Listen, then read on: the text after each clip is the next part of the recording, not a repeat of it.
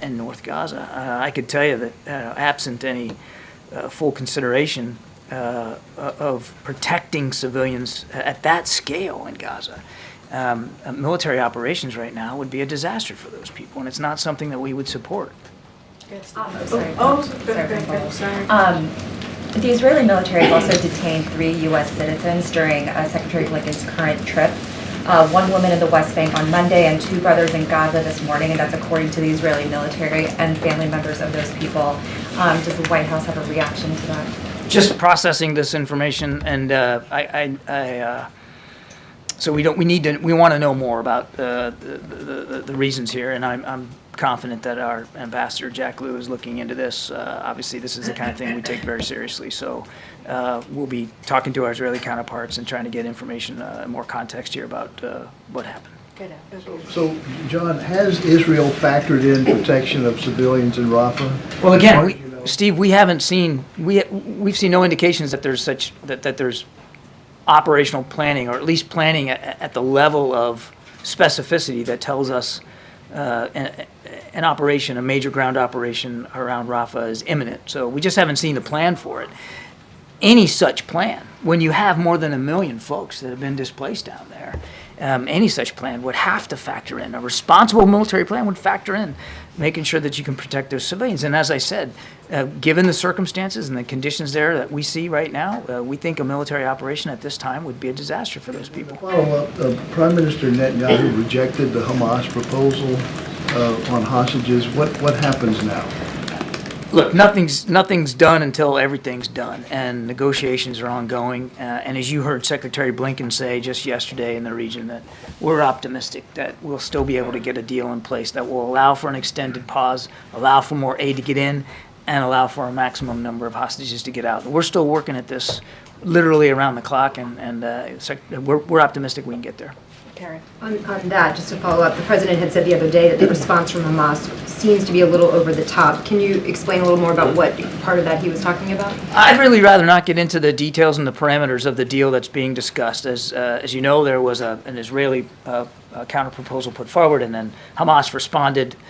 As I understand it, the Israelis are looking at the Hamas response right now and working their way through that. So the last thing I'm going to do is get ahead of them and their decision making.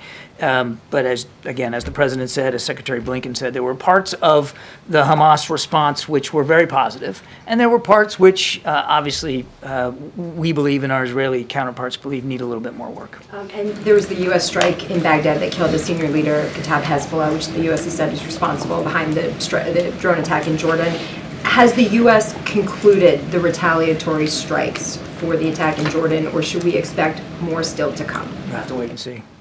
Thank you, Karine. John, I know you said that you haven't seen any informal plan for the IDF to go into Rafa. Well, I said we're not aware of any formal planning to do that. Okay, has the U.S. communicated everything that you just said about protecting civilians to Israel? Secretary Blinken, in his meetings with the Israeli leaders and the Prime Minister and the War Cabinet, made clear our concerns.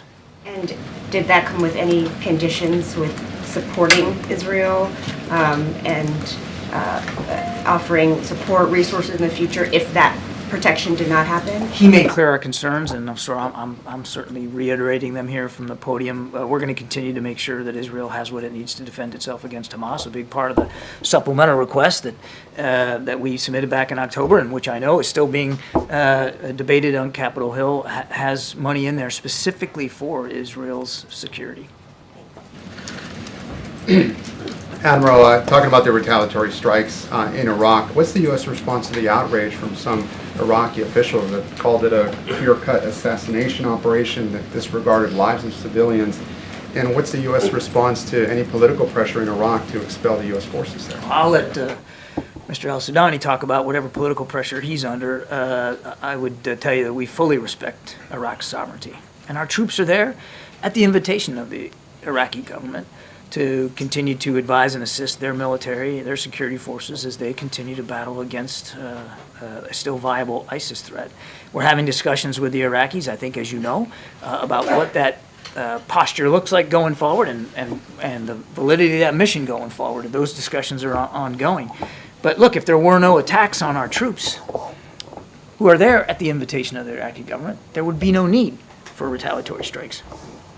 Given those discussions, how difficult are those discussions given Iraq's relationship with Iran? We believe we have a good relationship with the Iraqi government. I'll let the Iraqis speak for their other bilateral relationships or their relationships in the region. We have a good relationship with the Iraqi government. We still believe that the Advise and Assist mission is something worth talking about and exploring the future of it, and I'll leave it at that. Really quick question on Ukraine. Ukraine replaced a top military general. What's the U.S. response to that? And is that an indication that the war isn't going as Ukraine and the U.S. had hoped? President Zelensky is the commander-in-chief of his armed forces. He gets to decide who his leadership is going to be in the military. That's what civilian control is all about. We know that. And we'll work with whoever he has in charge of his military. We'll continue to work with our Ukrainian counterparts. Thanks, Karine. Thanks, Admiral.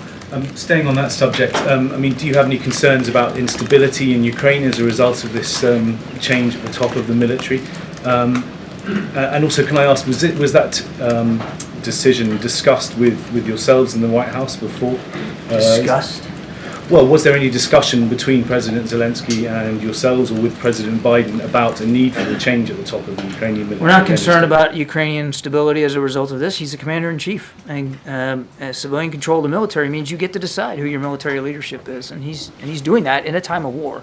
He should speak to that decision. I'm not aware of any discussions at high levels between U.S. and Ukrainian officials about that decision in a pre-decisional way. We talk to our Ukrainian counterparts all the time. But if the question is proposing that we were somehow we had some sort of right to give it a thumbs up or thumbs down, that's not true. This is President Zelensky's decision. There was no requirement for the Ukrainian government to run it by us. Thank you, Karine. So, John, if the Prime Minister of Israel, Mr. Netanyahu, said clearly yesterday that he ordered his troops to be ready to enter Rafa, why are you not taking his word at face value? Number one. And second, there was an internal report, military report, says that a fifth of the hostages in Gaza are dead already. I know you blame Hamas for taking them in the first place, but do you think that Netanyahu shares the blame too in obstructing every deal that could have been possible, jeopardizing the life of hostages, including American hostages? On your first question, as I said, we're just not aware of any specific planning for an imminent operation in Rafa, and I've already expressed our concerns about what that could look like for the Palestinian people that are there, should it happen right now, and should it happen with no due consideration for their safety.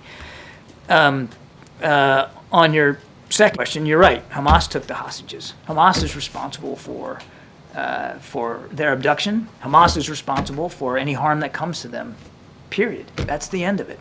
And there was a deal in place that did manage to get a good number, dozens of hostages out over the course of a week. And since that ended, Nadia, we have been working almost nonstop to try to get another one in place. And those discussions are ongoing as we speak for an extended pause. It will be longer than the week that we saw. And we're hopeful, that we're optimistic that we'll be able to get there. I just want to clear something about you said about the two American Palestinians who have been taken by the Israeli army. What exactly are you seeking? You said you wanted to. We're just processing these reports right now. We're obviously talking to our Israeli counterparts about this to get more information about what happened here. I mean, we take this seriously, as you would expect we would. And the American from Louisiana, who Same. was in the thing. West Bank, was being arrested. Same thing. So will you update us on information about If I that? have something I can share, I will, but there's also privacy considerations we have to factor into. John, could I just parse a little bit more the Rafa statements? On the one hand, you said any military operation in a place like Rafa would have to take into consideration protection of civilians. And then you also said that any military operation in Rafa would be a disaster. So is it the U.S.'s position that there could be a military operation in Rafa that could be designed in a way that would be protective enough of civilians? Or is the message any military operation would be impossible, any military operation would be indefensible given the situation in Rafa now? Again, we haven't seen a plan But here. in terms of what so you're... our view is any major military operation in Rafa at this time, under these circumstances, with more than 1 million, probably more like 1.5 million Palestinians who are seeking refuge and have been seeking refuge in Rafa, without due consideration for their safety, would be a disaster, and we would not support it. But I guess my question is, could you see a path towards due consideration for their safety that could make a military operation in Rafa now, actually work? That's a speculative. I'm not going to go down a hypothetical here, Michael, in terms of what it could look like. Again, we have no indications that there is such planning for a major operation in Rafa. I've just said that right now, without proper planning and consideration of the innocent lives that are there, more than 1 million folks that are in Rafa, a military operation right now, without any kind of due consideration for that, would be a disaster for those people, and we would not support it. Do you have any concern that Tucker Carlson's interview with Vladimir Putin could further erode support for Ukraine aid in the United States?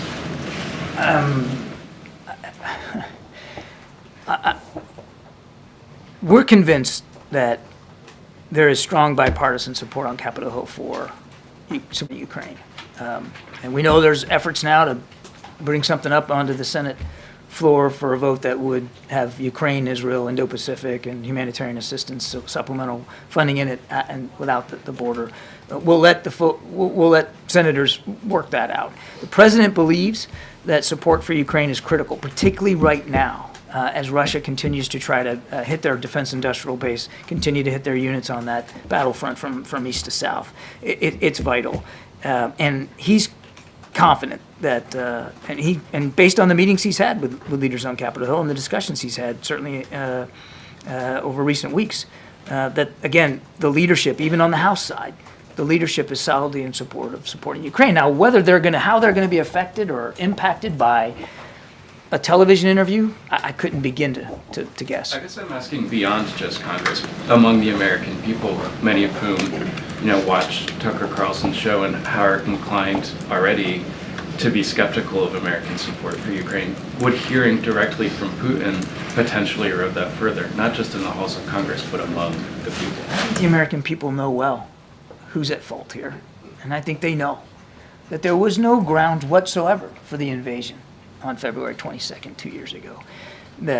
He invaded a neighboring country without provocation. Ukraine wasn't a threat to anybody, and the American people understand that. And the American people understand what Ukraine's fighting for. And all they're asking for is our help. They're not asking for American boots on the ground. Again, I don't think the American people are going to be swayed by one single interview. And I think anybody that watches that interview, again, I haven't seen whatever's said, need to make sure remember you're listening to Vladimir Putin. And you shouldn't take at face value anything he has to say. Admiral, can you give us a little more sense of what the president plans to speak about with Chancellor Scholz tomorrow? The chancellor has said, he hopes the West sends a clear signal to Vladimir Putin, and it seems like this week gives anything but that. They're going to talk about certainly the situation in Ukraine, no question about it. I think both leaders will reaffirm their strong support for Ukraine and finding a way to continue to help Ukraine. The chancellor said something like that before he left Berlin, actually, about finding ways for Europe to also do more to support Ukraine. I think they're going to talk about the Middle East as well, and what the situation in Gaza looks like, what together we can do as strong allies to continue to make sure that Israel has what it needs to defend itself, that humanitarian assistance gets into the people that need it. And I would be surprised if they didn't also talk about the threats in the Red Sea to international shipping, and that a lot of that international shipping affects Europe directly. Great, thank you. Admiral, as you just mentioned, the foreign aid package, it advanced in the Senate just a few moments ago, but it still has a long way before final passage. Some Democrats on the Hill say that they've been asking the White House to consider options to help Ukraine without their help in case that this doesn't pass at all. Is the White House considering any such options to aid Ukraine without the help of Congress? I think I'll leave our conversations with members of Congress to those conversations and not discuss them publicly. The president believes that support for Ukraine is critical, particularly right now, and we'll continue to work with both sides of the aisle in the Senate to see what we can do to make that happen. Is he sending any is he going to send any more direct message now as they're taking this up and now that it's advanced? I'm not going to get ahead of the president's private conversations with members of Congress and leadership on Capitol Hill. He's been in touch with them. He will stay in touch with them. Thank you, Karine. John, with everything that you said about Rafa, whether an attack is imminent or not, I noticed that what you said was that we will not support it and we will not accept it. So I guess my question is, the president has military, financial, and diplomatic leverage on Netanyahu. Why won't he use it? I think it's not true that we haven't tried to help influence the way the Israelis have been prosecuting operations. That's just not true. We have, and they've been receptive to many of our lessons learned and the perspectives we shared. And again, what I said was, an operation right now, first of all, we don't think it's imminent. We have no indication that one's imminent. Any operation right now, given more than 1 million Palestinians seeking refuge at Rafah, would be a disaster for them, and any operation that wouldn't factor in their safety and their protection, an obligation that the Israelis have, we would not support. And on the Jordan King's visit next week, John, I think you did mention that the funding for UNRWA that has been suspended, that was specifically for Jordan. So can you give a little bit of a preview of whether that part on UNRWA funding and then also on refugee support for Jordan, will that be discussed between the president and the king? I don't know if the specific suspension of funding for UNRWA is going to be a matter of discussion. I mean, it's a closed matter. That money has been suspended pending the outcome of the investigation, and the Jordanians know that. It was really for, it was a limited amount of money for a specific purpose in Jordan to assist Palestinians there.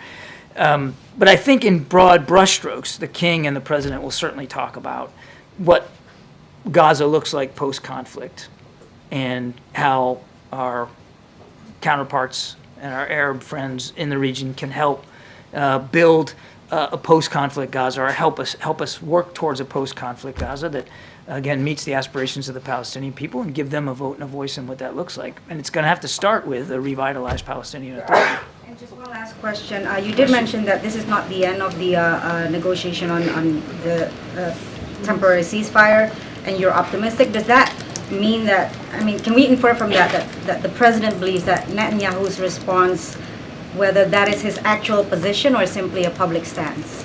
I'll let the Prime Minister speak for his comments. The president believes that this potential deal has real possibility, and he shares Secretary Blinken's optimism that we can get there. Discussions are active; they're ongoing.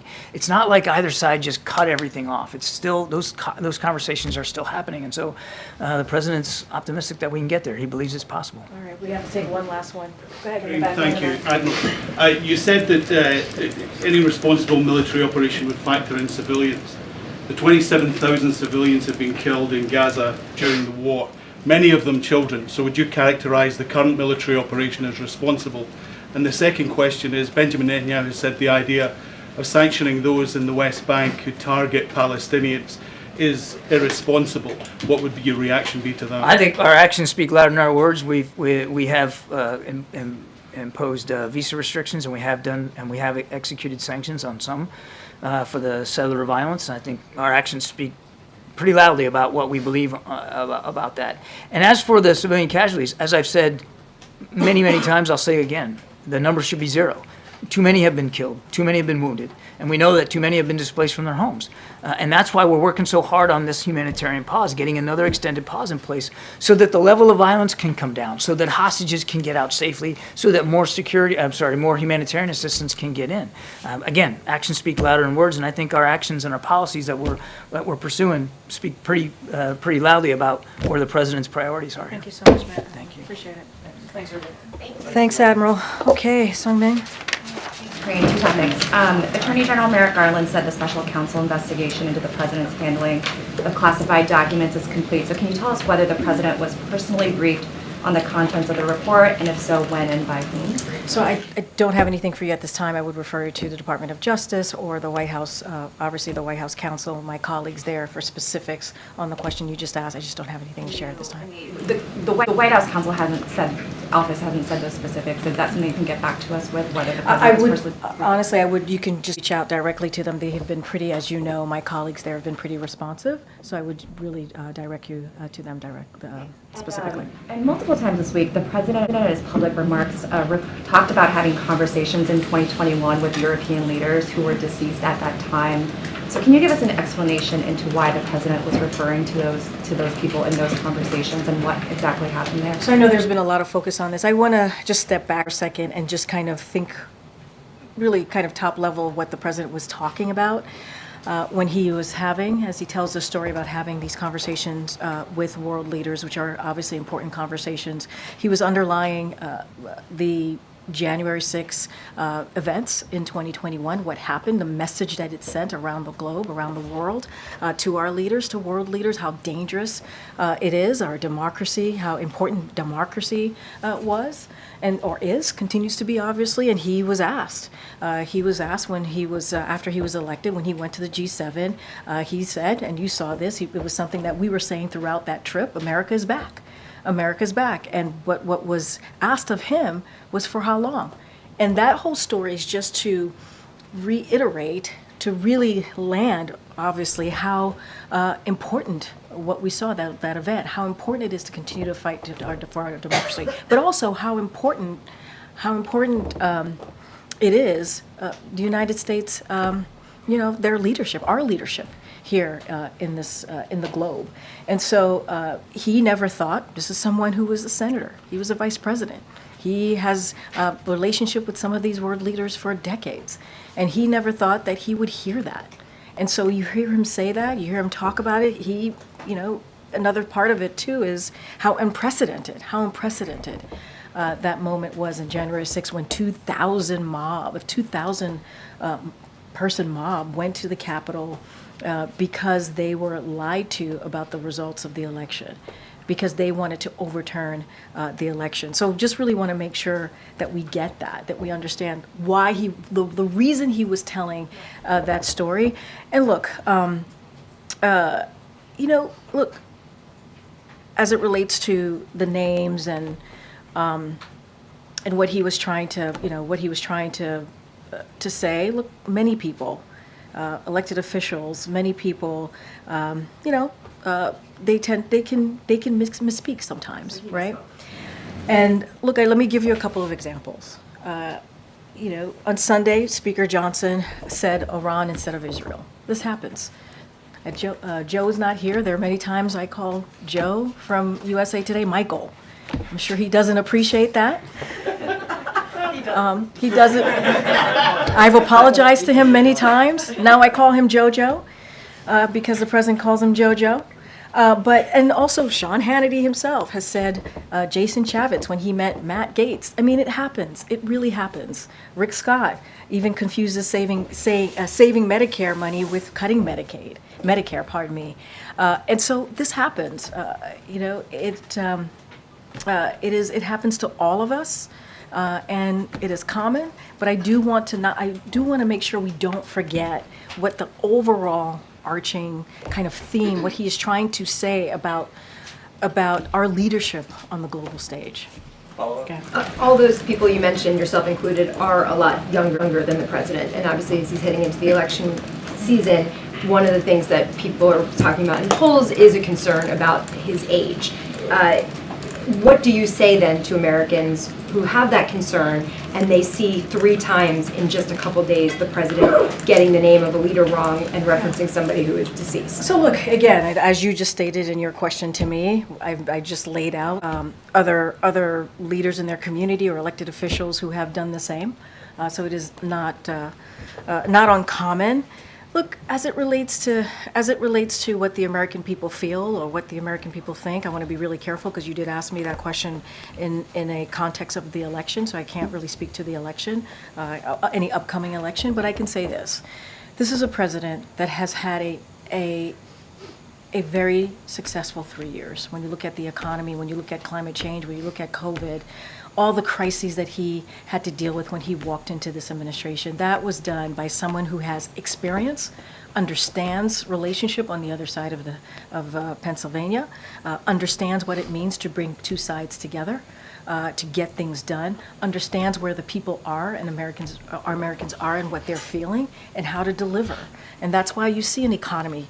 All the data shows, and even experts, and some of you have written how the economy has come back. A lot of that is because of what this president has done. So look, his leadership, his experience, I believe, we believe, speaks for itself. And I think that's what is important. And I hope that the American people see that.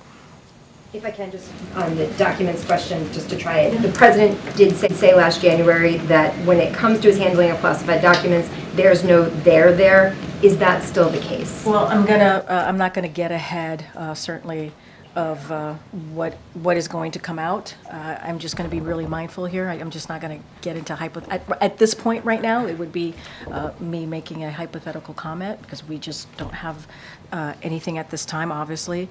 But I'm going to any specifics, any details or anything related to that, obviously, as it relates to our comments from here would have to come from the White House counsel. I just don't have anything to share at this time. Go ahead, Kevin. When you're in meetings with the president, how often does he confuse names like we've seen him do? I have not seen him do that in meetings I've been.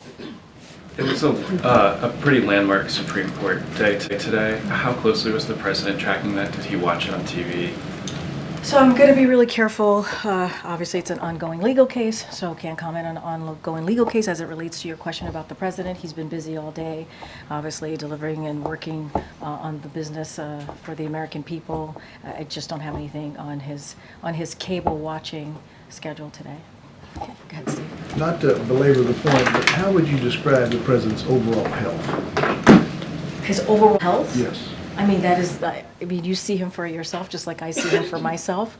I am not a medical doctor, cannot comment on his overall health. Obviously, you've heard directly from his physician. He's put out a detailed memo and document on the president's health. You saw him do that last year. He's going to have another annual physical, which we will be transparent, just like we have been the last 2 years, and share that with all of you. It's just not for me to comment on the president's medical health. Good. Thanks. A couple times in the past few days, the president has said that he does not support abortion on demand. How does he define abortion on demand? And does that mean there are restrictions that he does want to see? So look, I mean, the president has always been consistent when it comes to that particular question, which is, look, he has been really clear and unequivocal when it comes to supporting, restoring the protections of Roe in the federal law. And look, you know, as you all know, for nearly 50 years, Roe was the constitutional law. It was the law of the land. And it gave the right for women and their doctors to make decisions about their own health care. And that is what we are going to continue to fight for, to make sure that Roe becomes, asking Congress to act, make sure it becomes the law of the land. But look, he believes, and he's been unequivocal about it, that he supports restoring the protections of Roe in the federal law. What does abortion on demand mean to him? Because while Roe was the law of the land, there were restrictions enacted in many states, waiting periods, other things like that. Are those things he is comfortable with? And there is a concern, I think, from abortion advocates that using language like abortion on demand is repeating a conservative talking point that they view as stigmatizing. What I can say is, and he has said this multiple times, he believes in restoring the protections of Roe, what is in Roe, what has been written in Roe, what has been laid out, the provisions in Roe for almost 50 years before, obviously, it was overturned back in 2022 by the Supreme Court. That's what he believes, and that's what I would point you to. I don't have anything else to add beyond that. Go ahead. Thanks, Karine. What is it that the White House hopes that the officials who are meeting with Arab Americans today take away from those meetings in Michigan? So let me just say a couple things at the top, is that this is part of the Biden-Harris ongoing outreach to Muslim and Arab Americans communities. So as you all know, and I made this comment last week, senior officials traveled to Michigan, and they are obviously traveling today to hear directly from the community. to hear directly from community leaders on a range of issues that are important to them, obviously as well, not just them, but their families, including the conflict that we're currently seeing in Israel and Gaza. This is a private meeting. We want to give them the space to have a meeting that certainly has candor, certainly where we can hear directly from them. So don't want to get too far into what's going to be discussed, but we want to hear directly from them. We want to hear their concerns.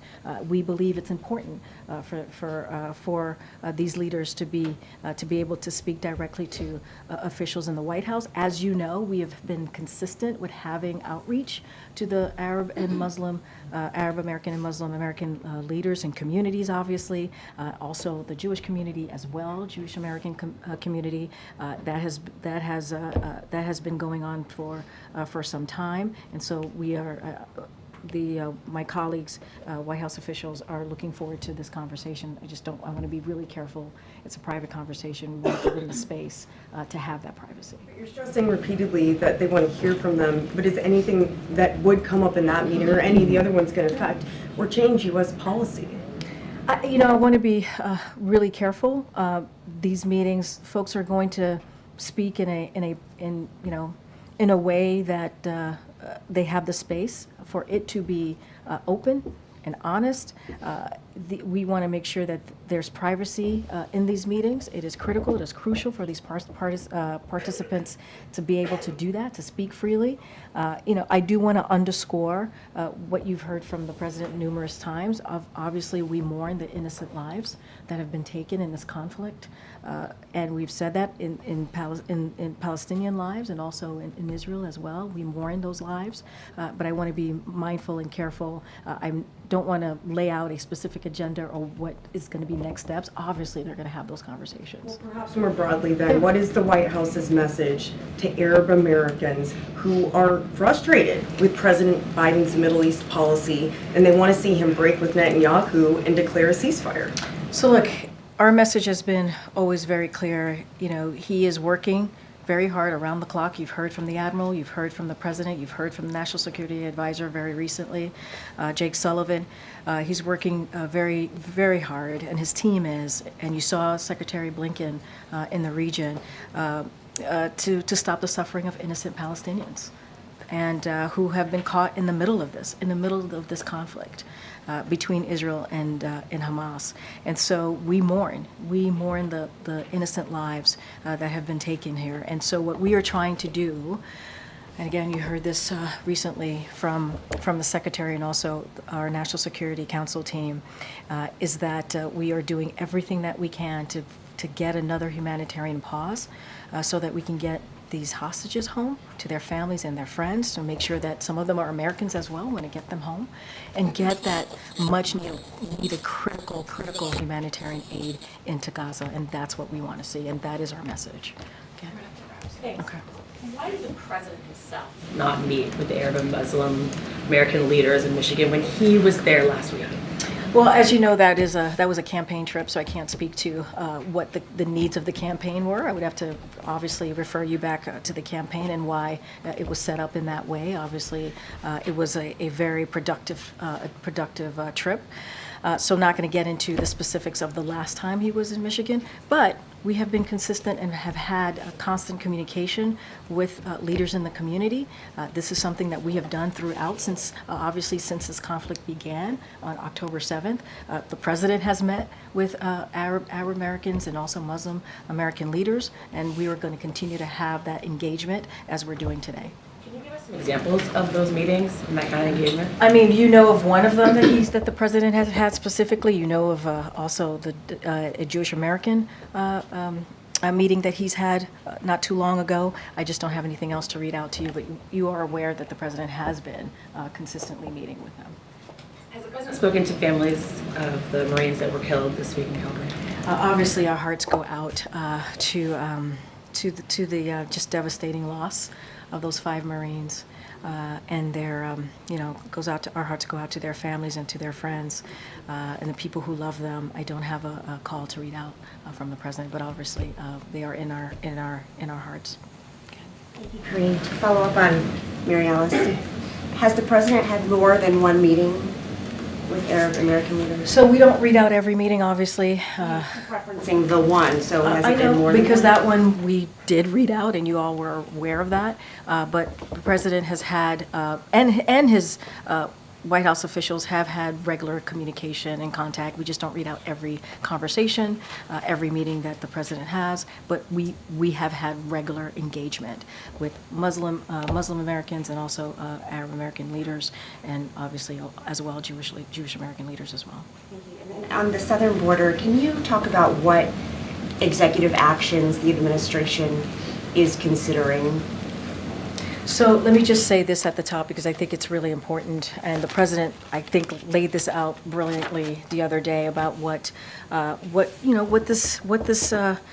this time has all been about, right? We made sure the president directed his team, and you've heard us say that many times, but it is true, for 2 months, directed his team to have a conversation with Republicans and Democrats in the Senate to try and come forward with a bipartisan agreement.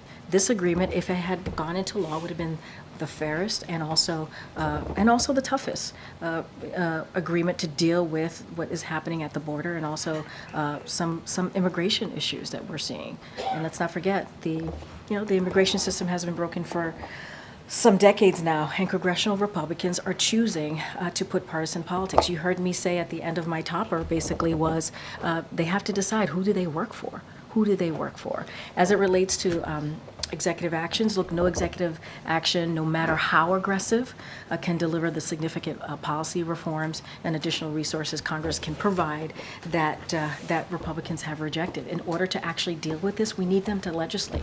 We need them to actually take action. So we are always evaluating our options, but no executive action could actually have done what this bipartisan agreement could have done and would have been able to put into place to deal with the challenges at the border and to actually deal with immigration. I'm just asking what those options are, even if they don't have the same impact that legislation obviously would. What else could the president do to, given that Congress isn't going to do it? No, I understand the question. What I want to say more broadly, there's not a executive action that actually could have done or implemented in an effective way what that bipartisan agreement could have, right? That is just a fact. There is no executive action that the president can take. Now, we're going to always constantly modify our approach to meet the ever-changing moment.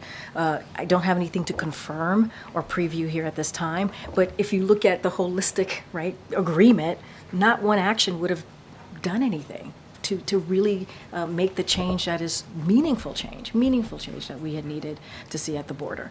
And if we have anything specific on modifying anything or taking an approach to meet the changes that we're seeing, we certainly will share that and to you all, but I just don't have any preview. Oh, after Rafa. Go ahead, Gabe.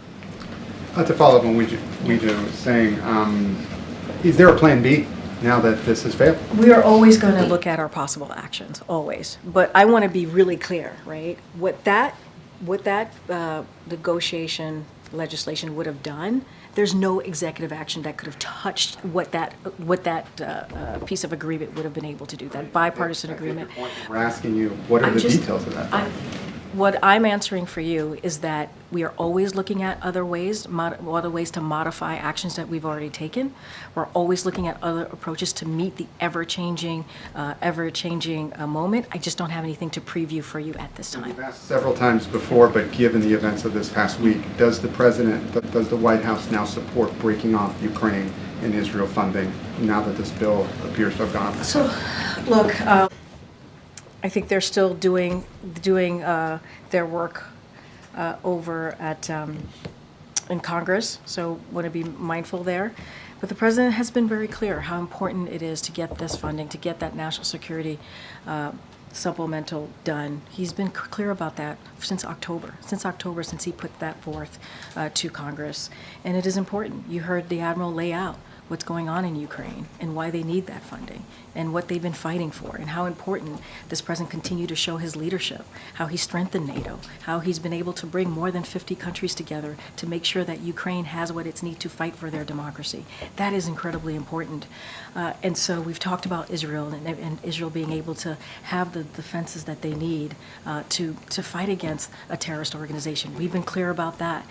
So I'm not going to get ahead of things here, but the president couldn't have not have been clearer on how important this national security supplemental, this emergency request that he put forth months ago, and you know, it's been said here already at the podium, you know, we believe there's bipartisan support for Ukraine. We do. We believe that still exists. We believe that there are congressional members on both sides of the aisle that wants to get this done.